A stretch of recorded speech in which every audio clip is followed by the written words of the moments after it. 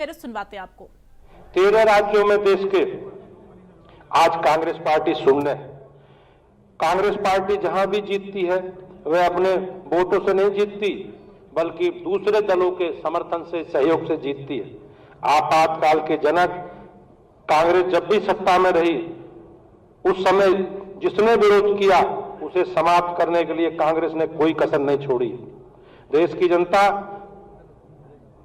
ज्यादा बार धारा 356 का इस्तेमाल करके विपक्षी सरकारों को बर्खास्त करने का काम, गिराने का काम, चुनी हुई लोकतांत्रिक सरकारों को गिराने का काम कांग्रेस पार्टी ने किया। पिछले 3 चुनावों ने कांग्रेस ने प्रदेश में अलग अलग दलों के साथ जाकर अपना स्वार्थ ठीक हो उन सभी पार्टी को रसद में पहुंचाने का काम किया है। इसलिए आज दलित मंचों की पार्टी के झूठ बोलकर अन्य दलों के वोट भले ही उन्होंने लेने का प्रयास किया हो, लेकिन कभी कांग्रेस ने दलितों का, कमजोर लोगों का भला नहीं किया। 25 जून को आपातकाल के दिवस को माने संविधान की हत्या के दिवस घोषित करने के लिए ये कार्य समिति माननीय नरेंद्र मोदी जी का, प्रधानमंत्री जी का हार्दिक अभिनंदन करती है। भारतीय जनता पार्टी एकमात्र पार्टी है जो अपनी विचारधारा पर अडिग है।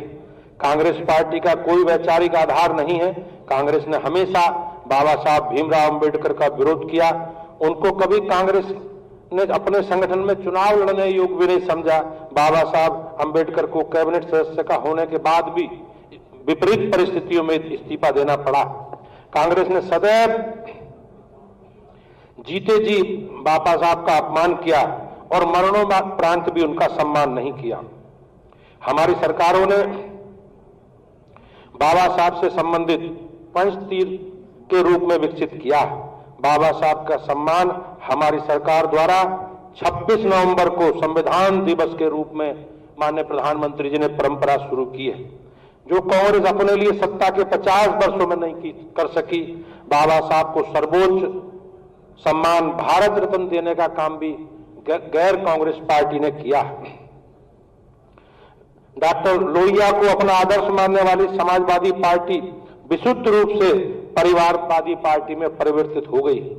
जैसा कि हम सब लोग जानते हैं, इनकी परिवारवादी मानसिकता, वैभवशाली रहन सहन, अपराध केंद्र राजनीति को संरक्षण इत्यादि कृत्यों को देखकर स्वर्ग से ही माननीय लोहिया जी की आत्मा भी विलाप कर रही हो। कांग्रेस पार्टी की सोच विपक्ष के लिए कोई जगह नहीं। अगर कोई विरोध करता है तो कांग्रेस पार्टी उसे समाप्त करने का काम करती है। कांग्रेस के नेता संविधान के प्रति लेकर घूमते जरूर हैं, लेकिन उन्होंने कभी इतिहास में इसे पढ़ा नहीं। संविधान में सबसे अधिक बार संशोधन करने का काम कांग्रेस पार्टी ने किया है और चुनी हुई सरकारों को बर्खास्त करके धारा 356 लगाकर कांग्रेस ने ही इतिहास कायम किया है। हमारा मूल मंत्र माननीय प्रधानमंत्री जी के नेतृत्व में सबका साथ, सबका विकास और सबका विश्वास है। हमारी केंद्र सरकार और राज्य सरकार सभी के लिए समान कार्य करने में विश्वास करती हैं। चाहे प्रधानमंत्री आवास योजना से लेकर माननीय मुख्यमंत्री जी स्वराज योजना तक हमारा सिद्धांत सभी के लिए। प्रदेश के अंदर माननीय मुख्यमंत्री योगी आदित्यनाथ जी के नेतृत्व में हमने सभी जाति, धर्म, संप्रदाय से उठकर पारदर्शी तरीके से प्रदेश सरकार की योजनाओं का लाभ प्रदेश की जनता को पहुंचाने का काम किया। चाहे हिंदू हो, चाहे मुसलमान हो, हमारी सरकार में सभी लोगों को लाभ मिला। हम सभी जानते हैं कि भारतीय जनता पार्टी ने एक लंबी राजनीतिक यात्रा की है। 2 सांसदों से लेकर देश भर में लगातार तीसरी बार सरकार बनाने वाली दुनिया की सबसे बड़ी पार्टी भारतीय जनता पार्टी है। हमारी पार्टी का सिद्धांत, कार्यकर्ताओं का परिश्रम और भाजपा की सरकारों के लोक कल्याण के काम, भाजपा सरकार के गरीब कल्याण के आधार पर आगे बढ़ने वाली पार्टी है। प्रदेश में जब हमारे विरोधी दलों की सरकारें थीं तो लोग कटमनी और कमीशन की चर्चा दुनिया भर में होती थी। आज रात दिन अपने परिवार और रिश्तेदार की चिंता में लगे रहते थे। दूसरी ओर माननीय प्रधानमंत्री जी के नेतृत्व में भारतीय जनता पार्टी पूरे देश को अपना परिवार मानती है।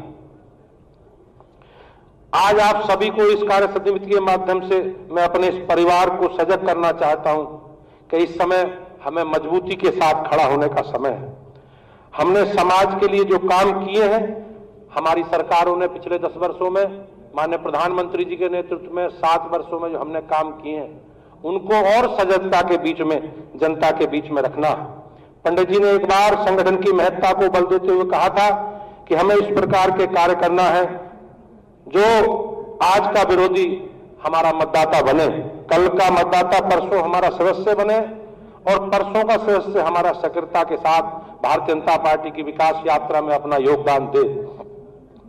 केंद्र में दुनिया के सबसे लोकप्रिय नेता माननीय प्रधानमंत्री नरेंद्र मोदी जी के नेतृत्व में गरीब कल्याण, विश्व की महाशक्ति के रूप में भारत की छवि, देश के बाहर और आंतरिक दुश्मनों को मुंह तोड़ जवाब, भारत को दुनिया की तीसरी सबसे बड़ी अर्थव्यवस्था बनाने के प्रति तीव्र गति से अग्रसर है। वही माननीय मुख्यमंत्री योगी आदित्यनाथ जी के नेतृत्व में मजबूत कानून व्यवस्था की बात हो, चाहे प्रदेश भर सड़कों और एक्सप्रेस वे का जाल बिछाने की बात हो, शासकीय स्कूलों के कायाकल्प की बात हो, सभी जिलों में मेडिकल कॉलेज, 6.5 लाख युवाओं को पारदर्शी और भ्रष्टाचार मुक्त नौकरी देने की बात हो, हमारी सरकार ने उत्तर प्रदेश को तेजी के साथ विकसित राज्यों की सूची में लाकर खड़ा किया। हमें विकसित भारत 2047 के संकल्प को सिद्ध करते हुए भारत को दुनिया की सबसे बड़ी सुपर पावर के रूप में स्थापित करना है। भाइयों बहनों, भारतीय जनता पार्टी कार्यकर्ताओं की पार्टी है। हम जैसे लोग, सामान्य परिवारों से लोग, आने वाले लोग भी अलग अलग दायित्वों पर अपनी भूमिका निर्वहन करते रहे। मैं माननीय प्रधानमंत्री जी का और माननीय राष्ट्रीय अध्यक्ष जी का, अपने सभी शीर्ष नेतृत्व का आभारी हूं कि मेरे जैसे कार्यकर्ताओं को भी, असंख्य कार्यकर्ताओं को इस रूप में काम करने का अवसर वो मिला है। ये 62 वर्षों में पहली बार हुआ है कि किसी पार्टी को लगातार केंद्र में तीसरी बार जनता की सेवा करने का अवसर मिला है। ये हमारे करिश्माई नेतृत्व माननीय नरेंद्र मोदी जी के नेतृत्व में और कार्यकर्ताओं की परम परिश्रम से संभव हो पाया। विपक्ष के सारे दल भी इतनी मिलकर इतनी सीट नहीं प्राप्त कर सके जितनी भारतीय जनता पार्टी ने प्राप्त की है। भाइयों बहनों, कांग्रेस पार्टी ने लगातार 100 से नीचे सीटें जीतने का काम किया। हम चुनौतियों से मिलकर मजबूत होने वाले लोग हैं। हमारे मातृ संगठन राष्ट्रीय स्वयंसेवक संघ पर भी कांग्रेस ने बैन लगाया।